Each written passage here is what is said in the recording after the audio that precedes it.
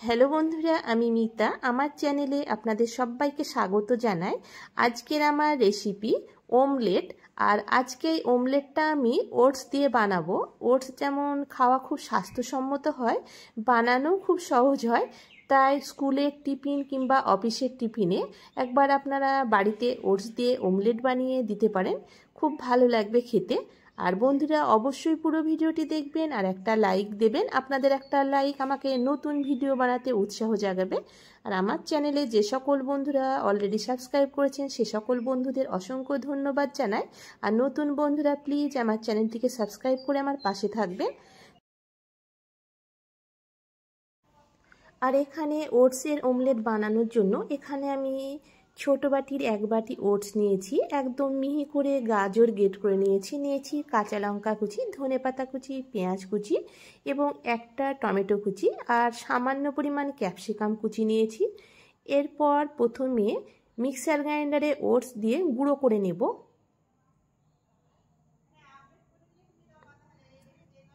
এরপর একটা মিক্সিং বলে আমি 3টে ডিম ফাটিয়ে নিলাম। আজকে আমি 3টে ডিম দিয়ে আমি অমলেটটা বানাচ্ছি। আপনারা চাইলে এর চাইতে কম দিয়েও অমলেটটা বানাতে পারেন। একে একে সমস্ত সবজি, পেঁয়াজ কুচি, কাঁচা লঙ্কা কুচি ও ধনেপাতা কুচি ডিমের ভেতরে দিয়ে দিলাম। এরপর স্বাদ অনুযায়ী লবণ, হাফ চামচ হলুদ গুঁড়ো, হাফ চামচ ভাজা জিরের গুঁড়ো দিলাম, খুব সামান্য পরিমাণ ঝাল লঙ্কার গুঁড়ো দিলাম। এরপর ভালো করে ডিমের সঙ্গে মিশিয়ে দেব। দেখুন ডিমের সঙ্গে মিশিয়ে দিয়েছি। এরপর গুঁড়ো করে রাখা ওটস দিলাম।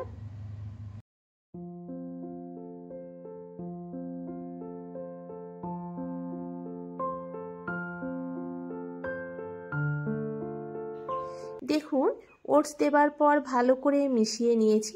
এরপর এখানে আমি সামান্য পরিমাণ গরুর দুধ দিলাম। এইভাবে যদি দুধ দিয়ে ওটসের অমলেট বানানো যায় তাহলে অমলেটটা অনেক নরম হয়ে থাকবে। আর যেহেতু আপনারা স্কুল কিংবা অফিসের টিফিনে দেন, ঠান্ডা হওয়ার পর অনেকটা খসখসে হয়ে যাবে, কিন্তু অমলেট বানানোর সময় যদি এইভাবে সামান্য দুধ দিয়ে অমলেটটা বানান তাহলে খুব নরম হয়ে থাকবে। অমলেট ভাজবার জন্য কড়াইতে খুব সামান্য পরিমাণ তেল দিলাম। প্রথমে তেলটা দিয়ে গরম করে নিয়েছি। এরপর গ্যাসের ফ্লেমটা মিডিয়াম টু লোয়ে রেখে ওটস দিয়ে দিলাম। তারপর চামচ দিয়ে এইভাবে ওপরের দিকটা সমান করে দেব। এরপর গ্যাসের ফ্লেমটা মিডিয়াম টু লোয়ে রেখে মিনিট 6-7 ঢাকা দিয়ে রাখবো। দেখুন মিনিট 6-7 পর এইভাবে খুন্তি দিয়ে উল্টো দিকটা দেখে নেব। দেখুন আমার উল্টো দিকটা হয়ে গেছে। এরপর ওটস উল্টে দেবার জন্য এরপর ওপরে একটা থালা রেখে এইভাবে ফ্রাই প্যানটা উল্টে দিলে খুব সুন্দরভাবে উল্টানো হয়ে যাবে।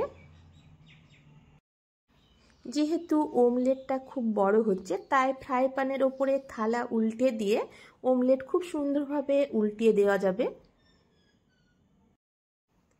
এরপর চামচে করে খুব সামান্য পরিমাণ এইভাবে তেল দিয়ে দেব, তাহলে উল্টো দিকটা খুব সুন্দরভাবে সেঁকা হয়ে যাবে। এরপর গ্যাসের ফ্লেমটা আমার একদম মিডিয়াম টু লোয়ে রেখে আবারও মিনিট 5-6 ঢাকা দিয়ে রাখবো। দেখুন আমি 5 মিনিট ঢাকা দিয়ে রেখেছিলাম। উল্টো দিকটা আপনাদেরকে দেখাচ্ছি। দেখুন খুব সুন্দরভাবে হয়ে গেছে। এরপর গ্যাসটা বন্ধ করে দিয়ে আমি অমলেটটা পরিবেশন করব। আর উল্টো দিকটা দেখে বুঝতে পারছেন খুব সুন্দরভাবে সেঁকা হয়ে গেছে।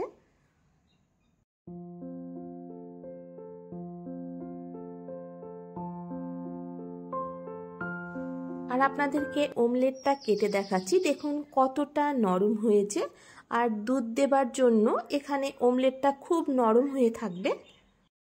আর এই রকম নিত্য নতুন সহজ পদ্ধতিতে রান্না পেতে চাইলে বন্ধুরা চ্যানেলটিকে অবশ্যই সাবস্ক্রাইব করে রাখবেন আর পাশে থাকা বেল বাটনটি প্রেস করে রাখবেন, যাতে আমি নতুন কোনো রেসিপি ছাড়লে সবার আগে আপনার কাছে পৌঁছে যাবে।